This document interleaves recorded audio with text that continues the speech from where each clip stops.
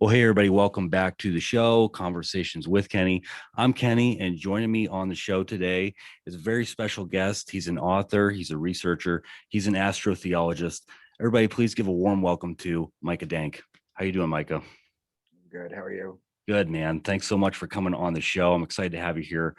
Uh, before we jump into the presentation, why don't you tell the audience out there that may not know you a little bit about yourself and about a little bit about astrotheology.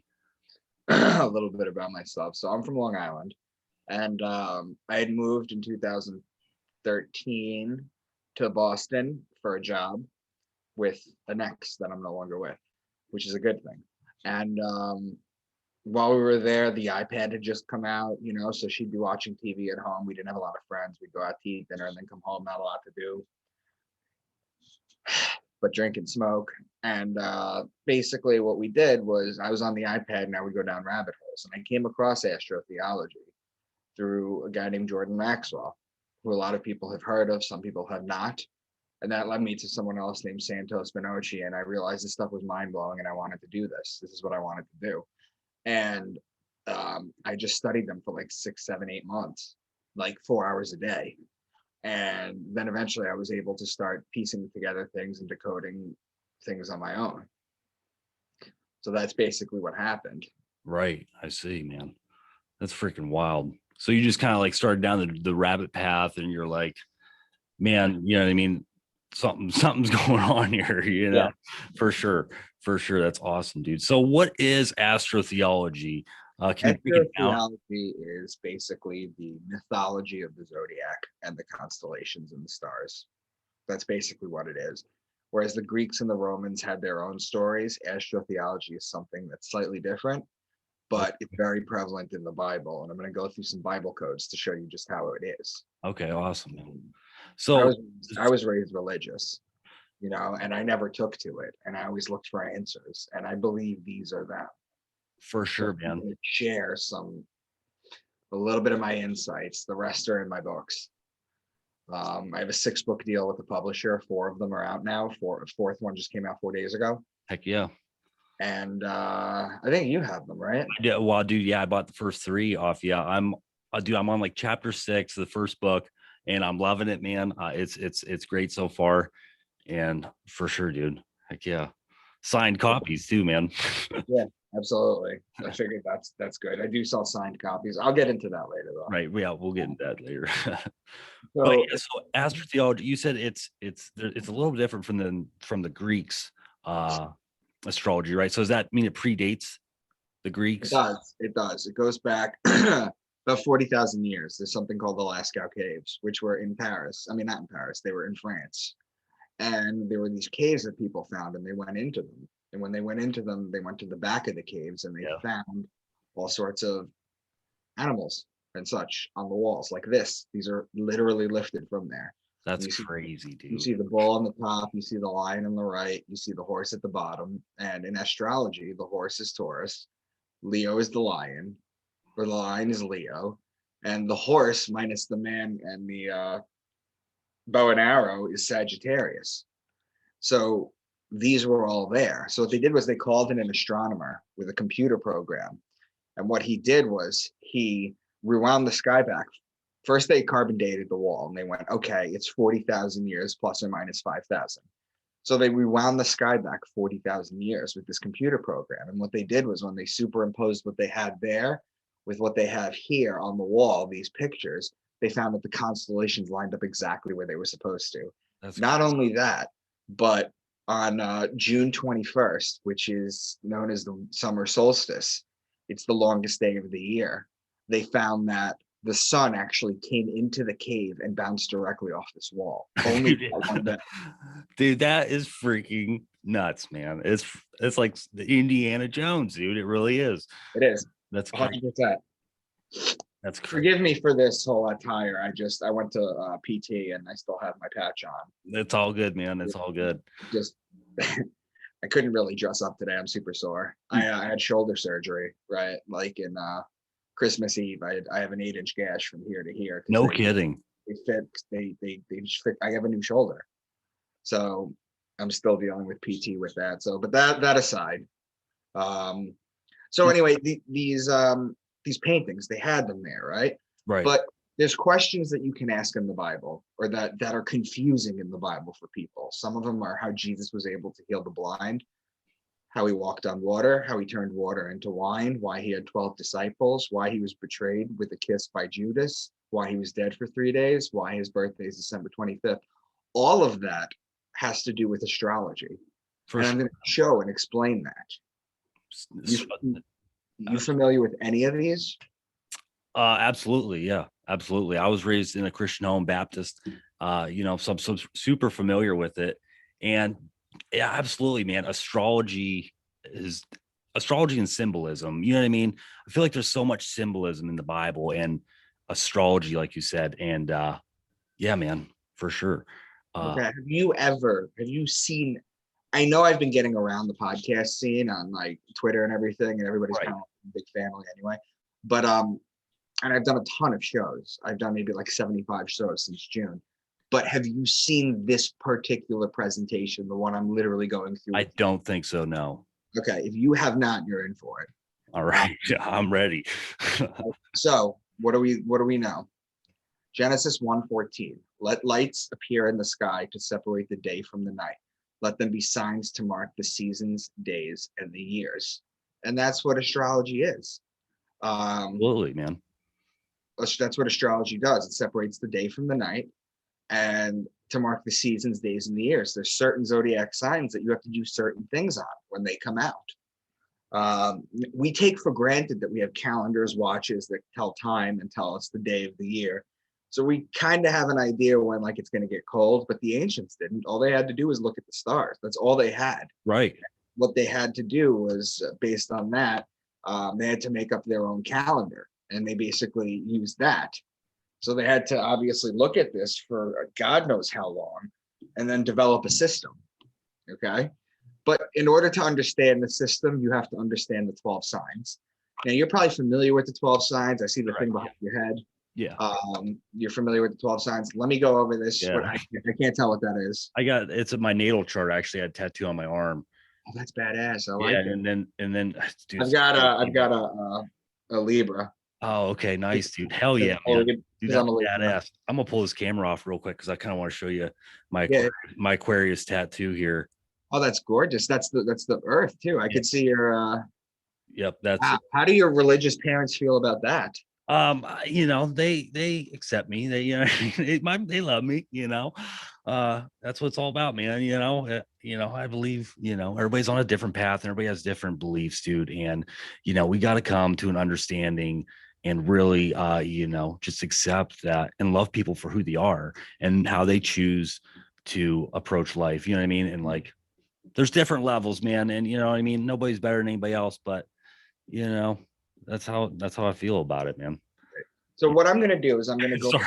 Sorry for that a little bit there, but no, not at all. It's okay. We can have little sidebars. That's fine. Sure, man. What I'm gonna do is I'm gonna go through the 12 signs. All right, let's do it. I'm gonna tell you what to look for. Okay, because you're gonna understand some of this stuff with your astrology background, but you're not gonna know all of it. And I'm gonna tell you what to look for. Okay, so the first sign that I talk about is Aquarius. You know that in astrology, Aries is the first sign, right? Correct. Right, but I start with Aquarius because that's kind of like January, so it goes more along the months than it does with the sign, because the months and the zodiac signs don't exactly add up. They don't match up perfectly. So Aquarius is the sign. It's represented by the man with the water pitcher. I'm not going to get into the story of Zeus and Aquarius, but that's where it basically comes from. It's a Greek story where Aquarius comes from. Right. Pisces is the sign of the two fish in the water. In Aries, you have the ram. In Aries, you have March 21st, which is the spring equinox. It's a 12-hour day and a 12-hour night. The Jews know it as the Passover. The Passover is always located in Aries, in Nisan 14 in the Jewish calendar. The Passover is supposedly God passing over Egypt and smiting the firstborns. However, the Passover in astrology is the sun going over the equator, which is what it does. That's nuts. Okay. Yeah. So it's literally two words, one word, two meanings. And it goes back on its height to the summer solstice. In Christianity, the passing over is changed and called the resurrection of God's son, which is why you have Easter in Aries as well, always. It's why the Jews smear the lamb's blood on the door, because they're the people of Aries, in order to protect them from God in Egypt, going over and killing all the firstborn children. It's why the Jews have the shank bone, the Passover, the lamb bone on the plate during the Passover. It's also why they blow the ram's horn to the sky, because they're the people of Aries, whereas we're the people of Aquarius now. The end of Pisces, the beginning of Aquarius. That's our legacy. So Aries is like like Old Testament age, right? And then Correct. we moved into, on the larger cycle of things, we moved into the age of Pisces, the age of the fish, and then now we're in the age of Aquarius. Mm-hmm. That's that's freaking awesome, man. Mm-hmm. I love this stuff. I love it, dude. So Taurus is the bull, and when you look at the sky and you see Taurus during the season, you know that as above, so below. So they say you're supposed to put the plow on the bull on Earth in order to plant the seeds that you're going to harvest in Virgo and Libra. That's the harvest season, which I'll get back to. The pagans had the harvest season, remember? Right. And that's in Libra. I did not know that. Right.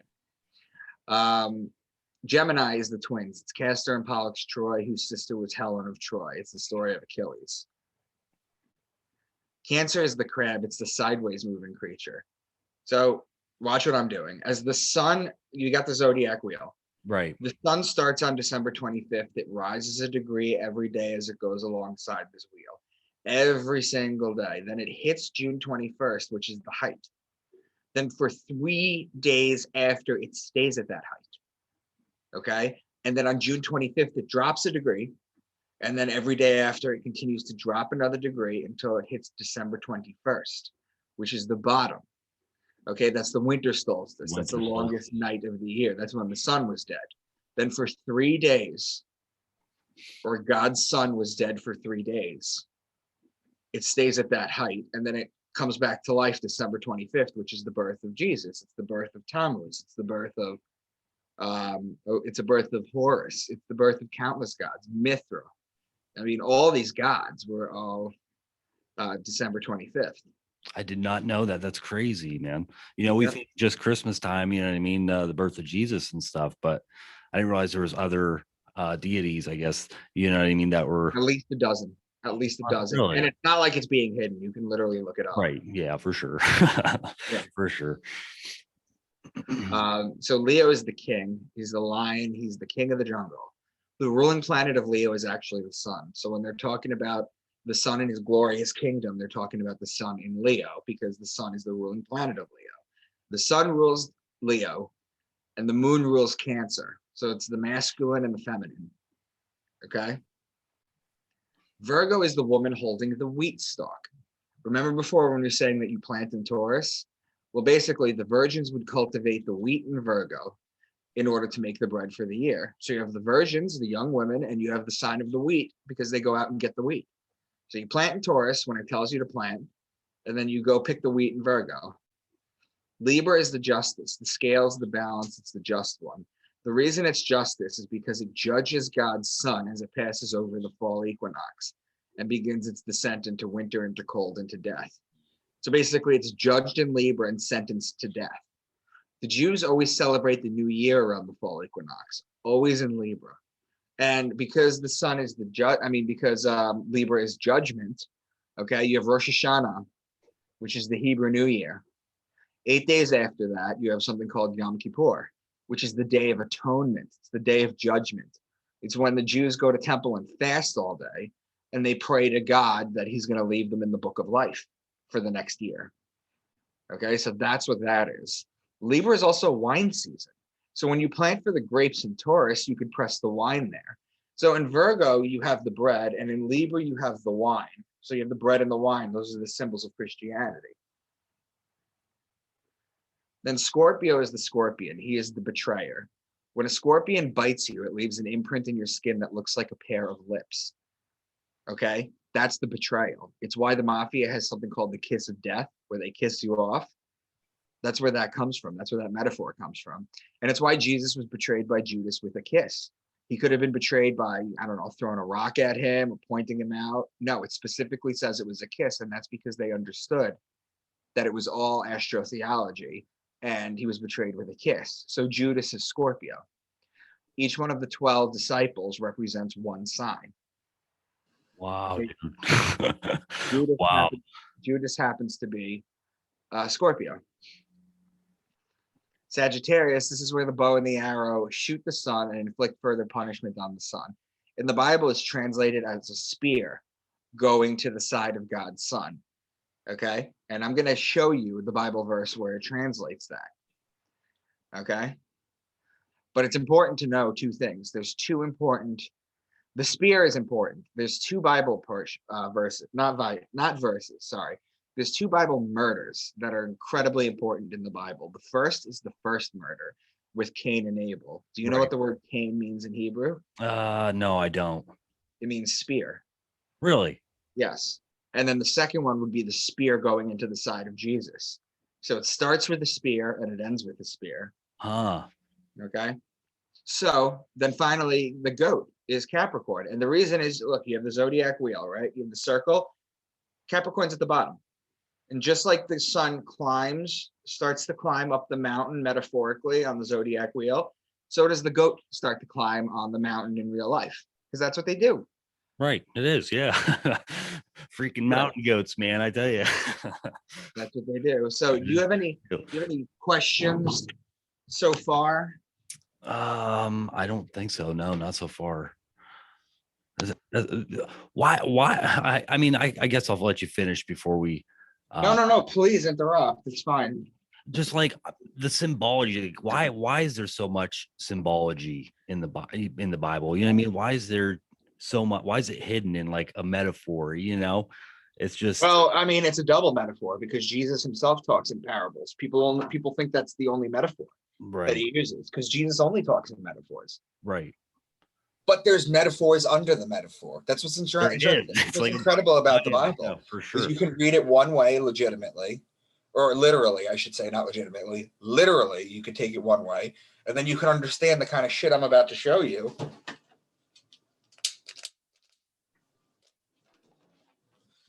So we're good with the 12 signs, right? Yep.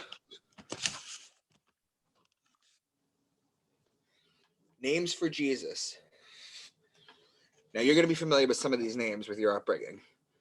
He's called the scapegoat of Israel, or the goat sign in Capricorn. He's called the Son of Man when the sun is in Aquarius. It's the sign of the man. He's the fisherman of men when the sun is in Pisces, the two fish. It's also why he fed the masses on the mount with 2 fish and 5 loaves of bread. The 2 fish is Pisces. The loaves of bread happen to be Virgo. Okay, in astrology, those are opposing signs. And there's a lot of that in the Bible. The most important stuff is your neighboring sign and your opposing sign. And that's basically how the Bible encodes everything. It just hops around from that. Right. In Aries, when he's the ram, he's the Lamb of God. In Leo, he's the Lion of Judah. The lady holding the stalk of wheat, Virgo, he's born of a virgin and he's called the bread of life. Libra, the scales of justice, he's known as the just one. He's betrayed in Scorpio. He dies in Sagittarius. And it's also why he's worshipped on the Sunday, because he's the sun. That's crazy. That's freaking nuts, man. Holy smokes. Yeah, you never thought, people probably don't realize, you know what I mean? Sunday actually literally means the sun, you know? Yeah. For sure. Now look at this picture of Jesus on the left. You'd say that's a pretty standard one that you could find on the internet, right? Yeah, I got one of those in the mail the other day from from Jehovah's Witness, I think, or something like that. Now watch this. We're going to talk about the following. The sun's always behind his head. The face of Jesus, the white Jesus. Yeah. The heart and the crown of thorns around it. Always outside. You'll always see these 4 things, and that's just why. Yeah. The sun is always behind Jesus because he represents the sun. The 2 fingers up like this. This is an ancient Kemetic peace sign. This is an ancient Egyptian. Okay. Ancient Egyptian peace sign. Notice the fingers are together. That's togetherness. That's peace. This is the victory British war sign. Okay, so this is not actually peace. This is peace. Really? Yes. So this has been co-opted and perverted. The white Jesus picture is actually a guy named Caesar Borgia. who's the bastard son of Pope Alexander VI. Before them, there was no picture of him, and it was decided that his face would be the picture of. So if you were to Google pictures of Caesar Borgia, you'll see it's the same face. It is. That's crazy, man. That's crazy. Then you have the crown of thorns wrapped around the heart on the outside. The crown of thorns represent the rays of the sun. Okay, you know Jesus is crucified with the crown of thorns. Okay, that's because he's the sun, and it symbolizes the rays of the sun as it dies in Sagittarius. The heart is always on the outside. It represents the toroidal field. Are you familiar with that? I don't think so. Every heart has an electrochemical gradient that reaches 6 feet out. Have you heard of an aura? Yes. It's an aura. It's the aura. The heart's aura is 6 feet outside your body. That's why the elites are trying to keep you 6 feet apart from everyone. Dude, that makes so much freaking sense, man. It really does, dude. Because when we interact with people, especially with our vibration levels and things, man. Yep. That's how we grow. Mm-hmm. It's done by the freaking design, man. Yeah. So the sun represents the Taurus field. The Taurus field goes outside your heart. It's 6 feet. Okay. If you look at a picture of an aura, it's 6 feet. It could be different colors and such, but it's 6 feet. So if we're standing next to each other within 6 feet, our hearts are communicating telepathically. Right. On a submolecular level. That's nuts. Right. So I'm going to start decoding some Bible verses now with the information that we just learned. All right, let's do it. Let's jump into it. Are you familiar with the phrase pride comes before the fall? I've heard of it before, yeah. Okay, so describe to your listeners what that means when you take it literally.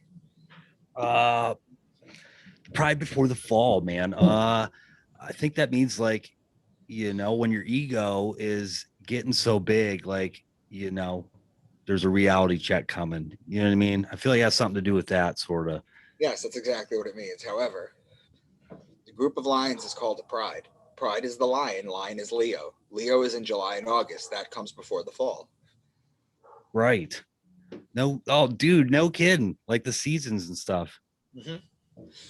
That's what it talks about. That's what it means. So you can read it literally, or you can read it astrologically. Then you have here Micah 5:2, which is my namesake.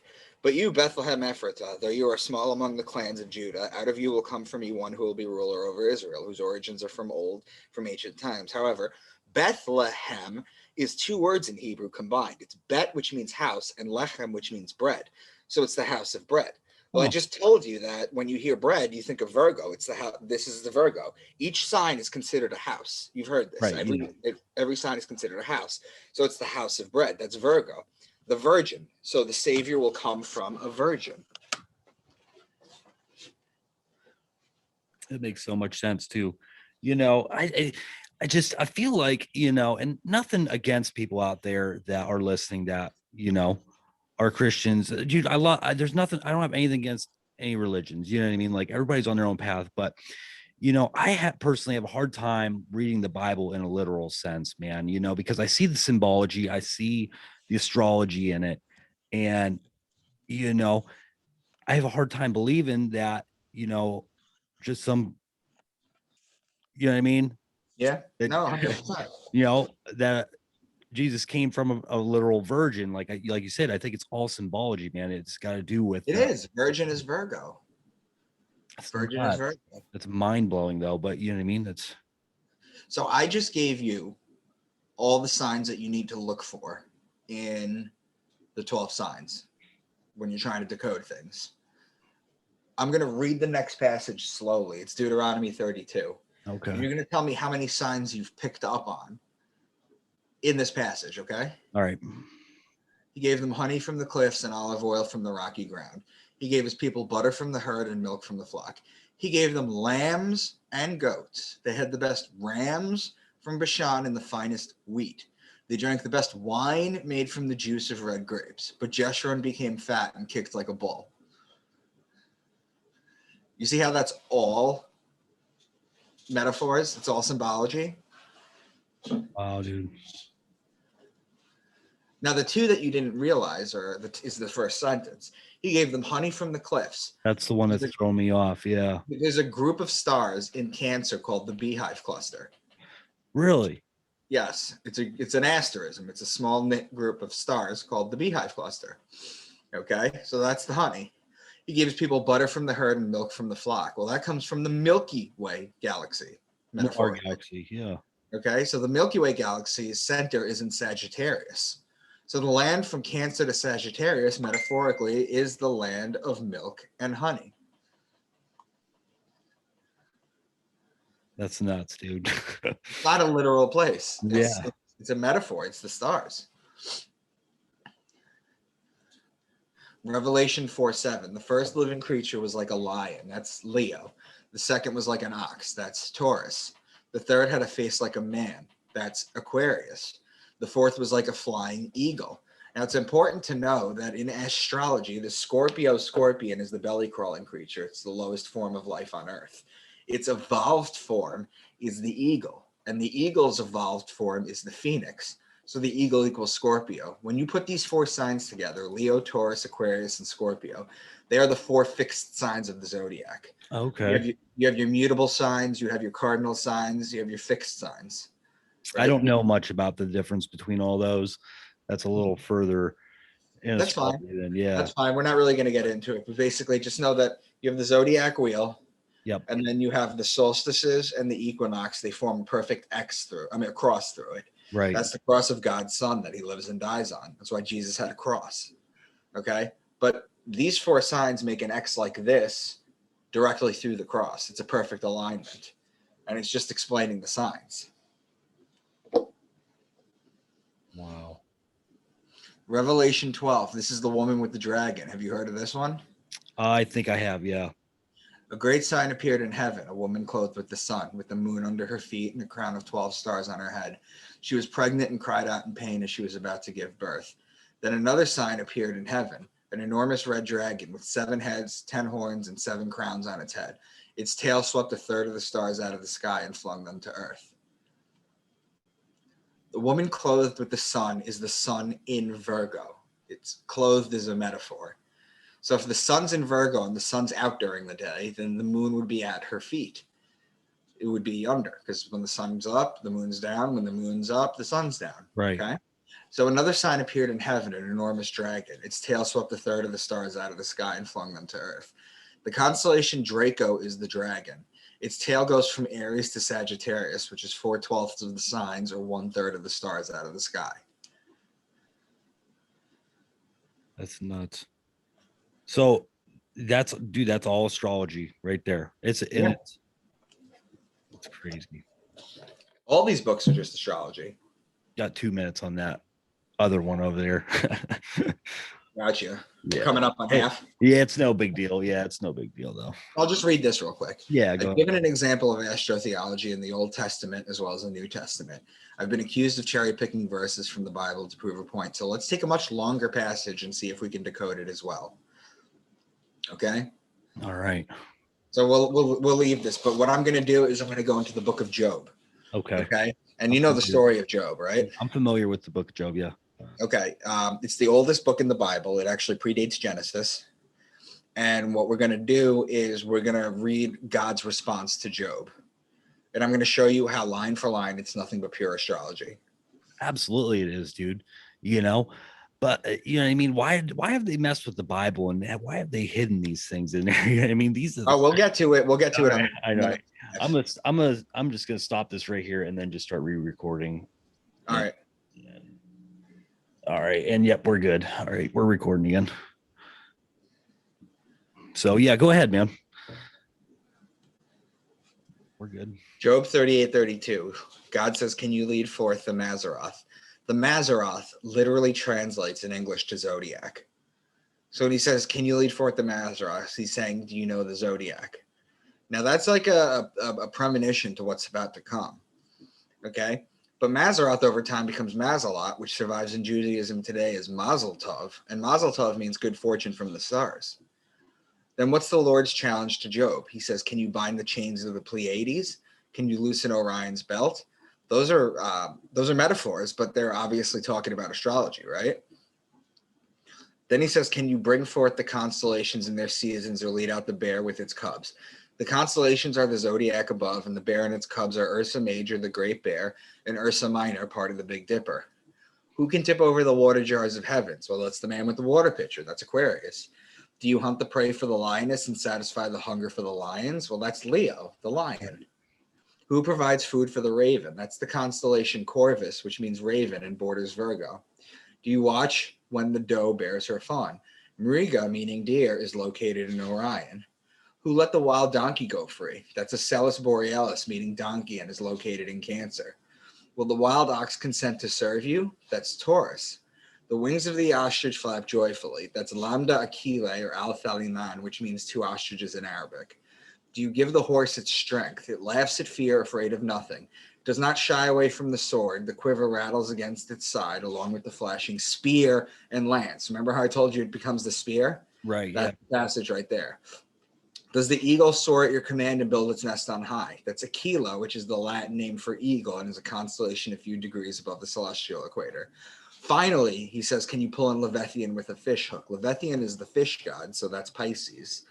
So as you see, each and every line is just talking about astrology. And do you know the hidden stuff? Yep. That's nuts, man. Dude, you know what I often think about? How nice it would be to look at the stars with like zero light pollution, man. That's what they did. That's what they used to. That's what they used to. That's all. Yeah, man. There was no light pollution other than the campfire. You know what I mean? Back then, but now we just have so much light pollution. And it's just I dream of looking at the stars one day with like no light pollution at all, dude. Sorry, jump off course there. Go. Yeah, man. I didn't mean to interrupt your present. No, not at all. So we had questions at the beginning. How is Jesus able to heal the blind? Well, if you're talking about the Son of God, the Son, literally the Son, S-O-N of God, if he was a human, the blind man came to him, he touched his eyes, and suddenly he was able to see. That's one of Jesus's miracles. Right. However, if you're talking about the sun, S-U-N, I mean, when it's dark, the sun is down, but then when the sun comes up, doesn't it touch your eyes and you can suddenly see everything? Yeah, I guess it does. That makes perfect sense. Yeah. How he walked on water. You ever gone fishing or something and seen a sunset or a sunrise on a lake before? Yeah. It literally walks across the water. How he turned water into wine. The reason that God is a man and the reason that Earth is a woman, Mother Earth, is because of God's sacred fluid. It's called shemen in Hebrew, and we get the word semen from it. God's shemen pours down on Mother Earth and it impregnates her, and from her belly all things grow. It's a metaphor. Okay, so basically you plant in Taurus, that's April showers bring May flowers, that's Taurus. And then what happens is it rains and it rains and it rains and things start to grow. And then you pick the grapes in Libra, you press them to wine. That's how you turn the original water into wine. Right. Wow, dude. That's nuts. Why he had 12 disciples. We went over the fact that each one of the disciples represents a zodiac sign. I'll just give you one more. Okay. You're talking about Simon Peter, right? Well, why did Simon have his name changed to Peter? Why Peter? Why? Well, it's because he represents Pisces. You know what the ruling planet of Pisces is? Venus. No, that's Libra. Oh. And Taurus. No, it's Jupiter or Jupiter. Ah, really? Mm-hmm. That's nuts, man. Why he was betrayed with a kiss by Judas, we went over that. Why he was dead for 3 days, we went over that. Why his birthday's on December 25th, we went over that. So now you know the answers to all this stuff. I love it, dude. This is mind-blowing stuff, man. It is. All this symbolism, all this astrology hidden in plain sight, to kind of interpret, it's freaking mind-blowing, man. So it doesn't stop there. It's not just random passages in the Bible that can be decoded this way. We're going to go through the entire book of Matthew to show how deep this runs. I'm going to go through every line in Matthew. Okay. I've been told that randomly picking passages and talking about them is no different than what religious people do, and I can respect that, but it's going to be kind of hard to argue if you go through an entire book, Right. you know. That's a long book too. Book of Matthew, it's really not that bad. Yeah. It's only 13 or so slides. Matthew 3:2, repent of your sins and turn to God, for the kingdom of heaven is near. Each gospel begins at one of the four major points of the zodiac. That would be the solstices and the equinox. Okay. And basically, what you need to know is that if Leo is the kingdom of heaven, which is what I say, the kingdom of heaven is near, because the sun is the ruling planet of Leo. The closest major point would be in Cancer. That would be the summer solstice. So that's where this book begins. Okay. This is the firmament of Cancer and Leo. Yes, the firmament are the lines between the zodiac signs. Okay. Okay. It's not a flat earth with a dome. It has nothing to do with that. It has to do with the lines between the signs. It's the beginning of the kingdom. There is a saying in the Bible that says the firmament shows God's handiwork. The firmaments are the dividing lines between the signs. Now, the next passage, Matthew 3:4, John's clothes were woven from coarse camel hair, and he wore a leather belt around his waist. For food, he ate locusts and wild honey. If we take the most famous drawing of a man, Leonardo da Vinci's Vitruvian Man, and superimpose him onto the zodiac, we can make sense of it. Now, I use the Vitruvian Man, but you can really use any other picture of a man, or even a woman, to be honest. A human is what you need, a human. And you put their head in Cancer, okay, like this. Cancer being the head is why he eats the wild honey. We went over this, okay? So the head's in Cancer. The beehive cluster is there. That's why his food was wild honey. Okay, yeah, I see what you're, yep. A little lower on the body is the clothes made out of camel hair, or camelopardalis, which is in Gemini. Okay, so now you have the head and the upper body so far. Moving a little lower on the body, and you can look at the pictures on the left because I've made these diagrams. Yeah, I'm looking at it. It's moving a little lower on the body, you'll get his midsection, which is where you'd wear a belt. Taurus represents the bull and is the female cow, which is where you would get the leather from. Make sense? Now, why is it a belt though? It's because Orion's belt sits between Taurus and Gemini, which is where we are already. Okay, so next would be the baptism. Now, how are we going to go from the baptism of Leo to a water sign to signify the baptism? You would go across the zodiac. Cross signs, as I've already explained before, as they're known, are signs opposite location. For example, Aries and Libra are cross signs. This is very important. The sign's two most important signs are its neighboring signs and its cross signs. This is encoded in the book as well. Here we see how it makes a leap from one firmament to the other. The man with the water pitcher in Aquarius personifies John the Baptist with the water. Makes sense, right? Because that's how you baptize someone. You need a pitcher with water. Yeah. It's important to note, too, that John the Baptist and Jesus are always exactly 6 months apart. When you think about the fact that Jesus is born on December 25th and rises a degree a day, then that must mean that John the Baptist is born on June 24th and decreases a degree a day because they're exactly 6 months apart. This is why in John 3:30, John says, he must increase, but I must decrease. Okay? It's also why St. John's Day is exactly 6 months to the day of the birthday of Jesus. So the next story is the temptation of Jesus. So we're going back to the Cancer Leo firmament of July 24th. So he's it's the story behind the temptation of Jesus with Satan, right? And he's he's there for 40 days. Well, that's just fucking simple. Just count 40 days. That'll take you to September 2nd. That's Virgo. Now watch what you find. This is right in the middle of Virgo, the virgin with the wheat stalk. What does the devil say? Matthew 4:3. If you are the Son of God, tell these stones to become loaves of bread. Here we see mention of the bread, which tells you that the sun is in Virgo, like I just said. There is another section in the Bible where Jesus feeds the masses with 2 fish and 5 loaves of bread. Well, the 2 fish are the sign of Pisces, literally, and its cross sign, which I already mentioned is prevalent in the Bible, is Virgo, the bread. The next passage is Matthew 5:17 and 22. I did not come to abolish the law, and if you are even angry with someone, you are subject to judgment. So the words law and judgment, that's Libra. So that takes place in the firmament of Virgo and Libra. Libra is the scales, right? It's the justice.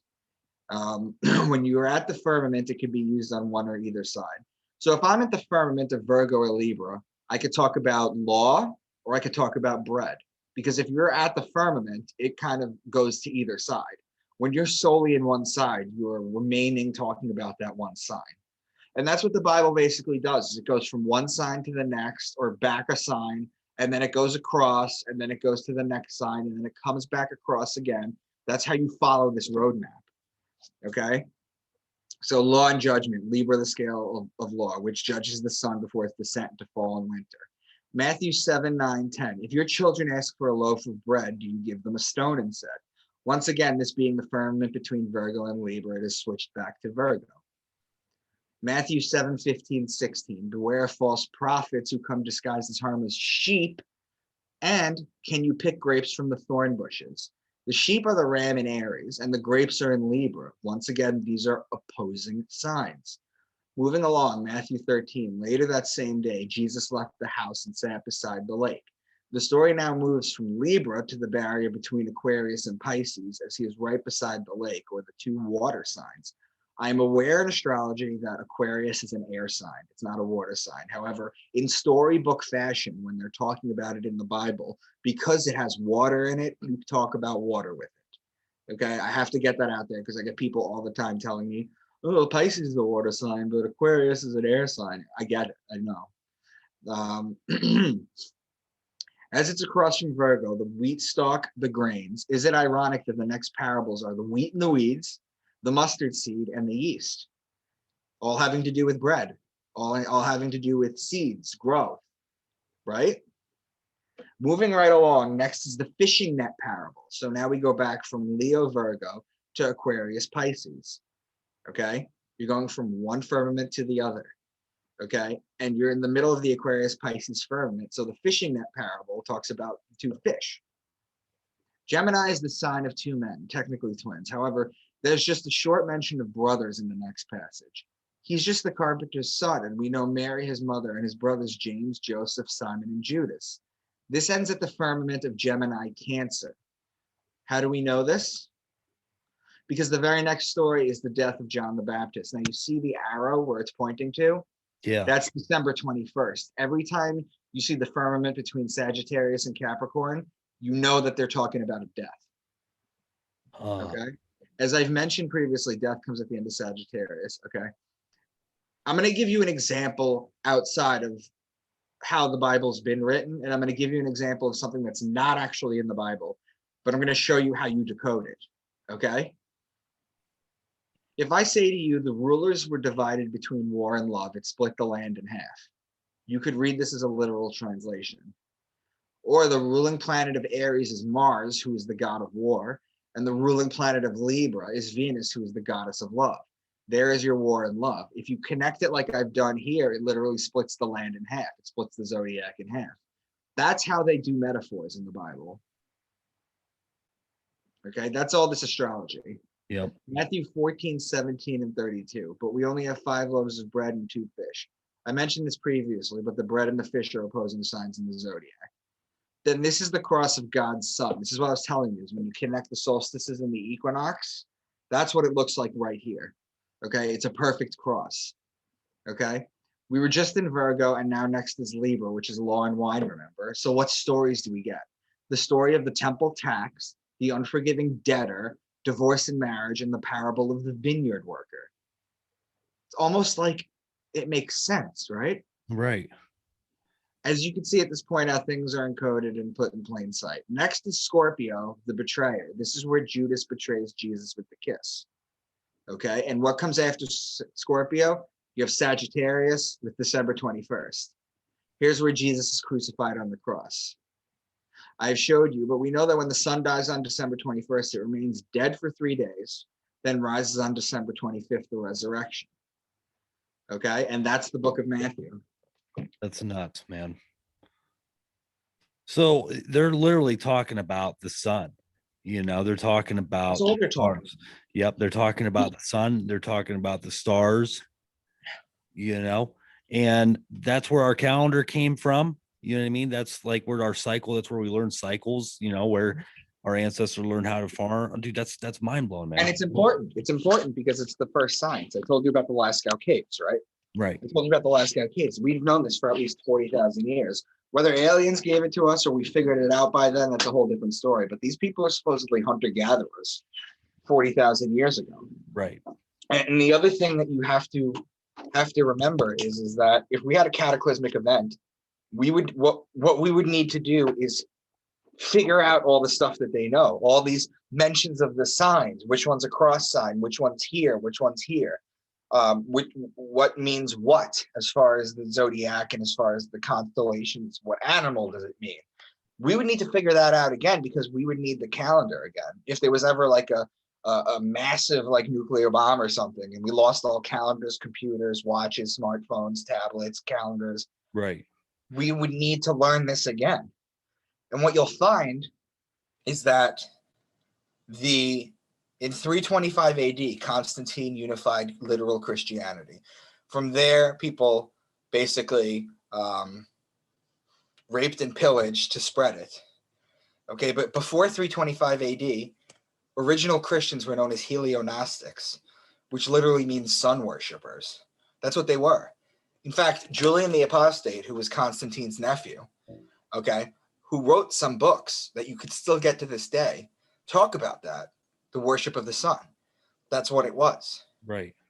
And then it was never meant to be taken literally. And I don't want to interrupt you here, but dude, that makes so much sense to me, because the way I personally believe, that that's what it was. They worshiped the sun. They worshiped our life force energy. What's our main life force energy? The sun, man. And we're looking at everything happening right now in the world, and we see there's like a plan to control our life force energies, man. And that, going through the signs and the astrology in the Bible like this, really, to me, it just kind of tied together the story that our ancestors were trying to tell about how the universe works, how things, how the counter, with our energies and the energy from the sun. And it seems like you said, it's been kind of pillaged and almost warped to divide people. I feel like religion. Well, it goes even further than that. Divide people. This is my last slide. Roman Catholic Catechism 2116.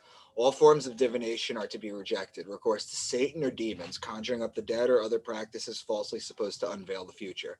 Consulting horoscopes, astrology, palm readings, interpretation of omens and lots, the phenomena of clairvoyance, and recourse to mediums all conceal a desire for power over time, history, and in the last analysis other human beings, as well as a wish to conciliate hidden powers. They contradict the honor, respect, and loving fear that we owe to God alone. So you've seen my presentation now. You're completely convinced that there's astrology in the Bible, dude? Absolutely, man. Absolutely, man. So why would the Roman Catholic Church ban it? And I remember you talking about this on I watched a couple of your shows, and I looked this up, and I looked up that Catechism 2116, and I was like, wow, man, that's freaking nuts, dude. It's freaking nuts, dude.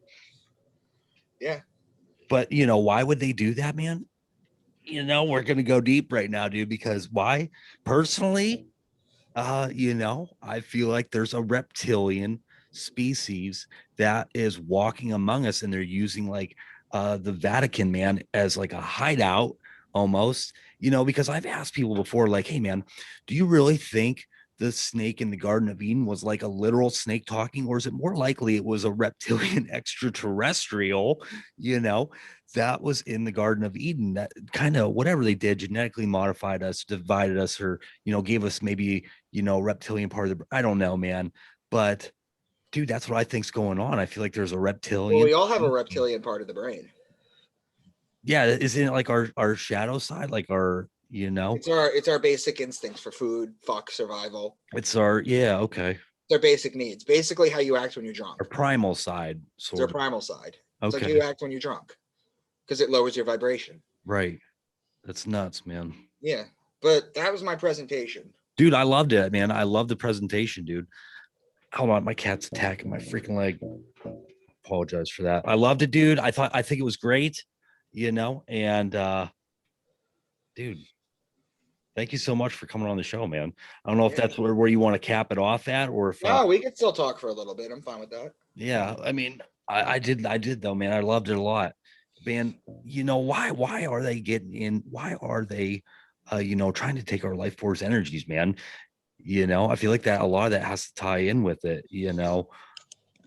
Am I going nuts or No, there are entities. what are your thoughts on all There's that? entities that feed off of negative energy. For They sure. feed it, they basically take your loosh. And what you do is you don't give in to that.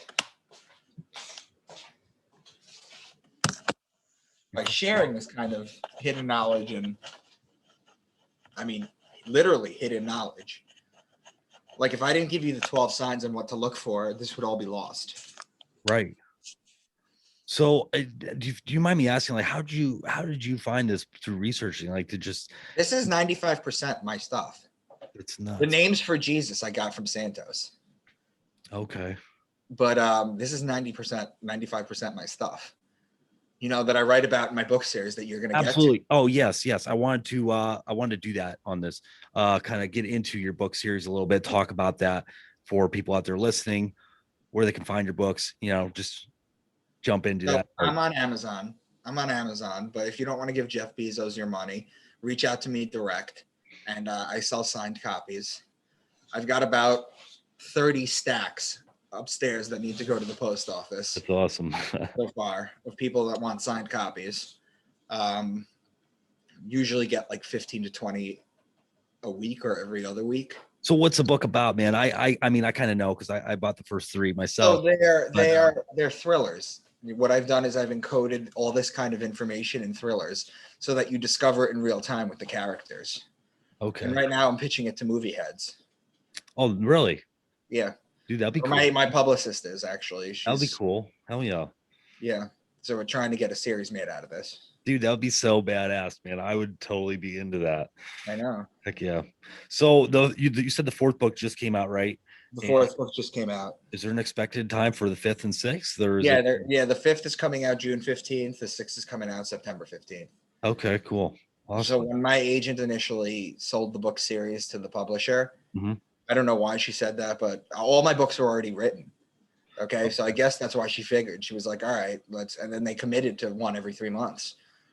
So we're 4 deep in now. They're selling well, and I'm just trying to spread the word, just going through the presentation. I've got a couple conferences coming up. I've got a ton of podcasts in April and in the rest of March and April. And then I've already got some stuff in May too. For sure. Where can people find you? I mean, and super thanks for coming on the show, man. It seems like you're just always willing to, jump on somebody's podcast. You're willing to talk about it. And I honestly think we should be out there helping each other if that's what we're into. You know what I mean? That's why, I got your books, man. I'm into this stuff. I love this stuff, and you're out there helping. Believe it or not, I barely touch this shit. This presentation barely touches what I've written about. You'll be blown away with the kind of stuff that you're going to learn in my books. I'm super excited, man. I'm super excited. I'm on Twitter at Real Mr. Dank, or you can search me at Micah Dank. I'm gonna do that right now. Yeah, and I'm at Facebook at Micah Dank. I run a group on Facebook called Into the Rabbit Hole. It's where I post all my interviews. It's where I post stuff I'm working on, bounce ideas off people, or just share uplifting memes. No politics, no talking about COVID or anything, just esoteric stuff. What did you say your Twitter was? Real Mr. Dank. Oh, Real Mr. Spell Mr. out.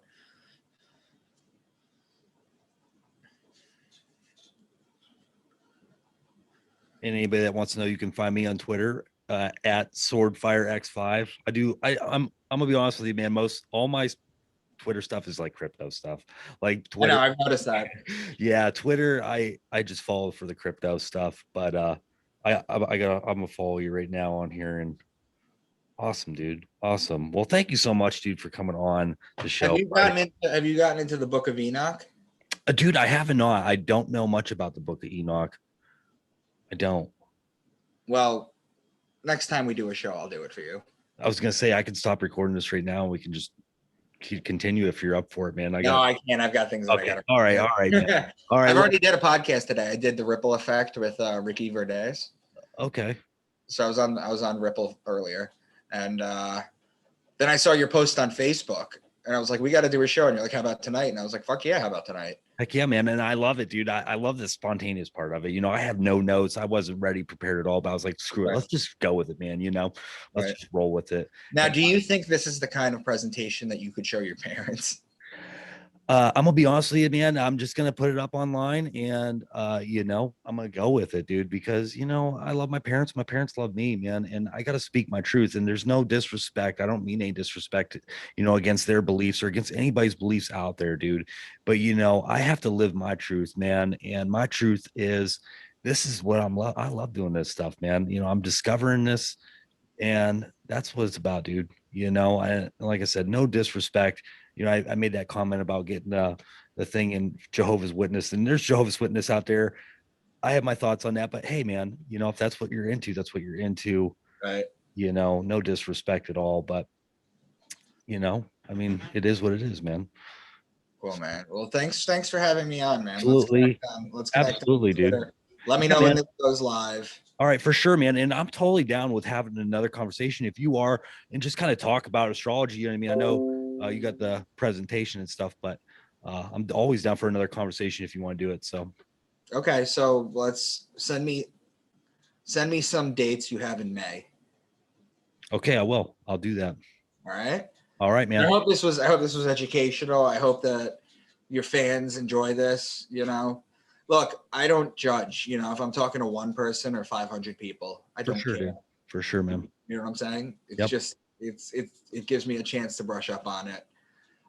The other thing that I do, I've recently started doing this, and some people have actually responded to it positively, is that I will not do a podcast for a night. And basically, if people want to have like private sessions where they ask me questions or run Bible ideas off of me, I do that. I do like hour and 90-minute conversations. Really? Okay. You know? And I mean, usually when I do a podcast, I usually get like 5 to 10 people that buy my book series. So what I do is I only charge people for one book series if they're gonna have a private conversation. Okay, so each book is like $20 and shipping is like 15, so it's like 95, $100. You know, because at the end of the day, I like talking to people, you know, and such. But end up making a lot more money when you do podcasts and people reach out to you and want your book series. For sure, but dude. I do that, and I did one last night actually. Nice. So just wanted to throw that out there. Heck yeah. All right, man. Well, thank you so much for coming on the show, dude. I'll talk to you soon, and I'll talk to you soon, Micah. Thanks for having me. Yep, we'll see.